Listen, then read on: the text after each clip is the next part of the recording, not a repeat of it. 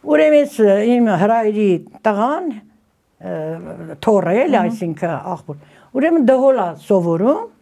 մեկ էլ այնտեղ իր համար ասել մի հատ բերեդ, արդեն քանի տարի չէի դհոլ նվագել, մեկ էլ այդ իմ ծննդյան օրը որ տեսել ենք արդեն, բայց դրանից ես բերես տրես այստեղ ուսեցի խփել, այդ սաղ զարմացան, որը հորքուր, հələ դու այն խին բաները չես մոռացել։ Բայց առաջին անգամ երբ եք վերցրել դհոլ կհիշեք, որ տարիքում էր, երբ որ հասկացաք, որ ձեզ դուր է գալիս այս գործիքը եւ ուզում եք նվագել։ Ես ասում եմ, մինչեւ ամուսնանալս, համարյա ամեն օր մեր տունը հավաքվում էին, արդեն եթե հարսանիք էր, չէ, հատուկ զուռնա էր, զուռնայով էին, սահարի էինք ասում։ Հարսանիքներին էլ եք նվագել։ Չեմ նվագել, բայց ականատես եմ եղել, ու ես էլ ինչ որտեղ ապրել եմ, ուրախացել եմ, եթե մոտիկ մարդ է եղել,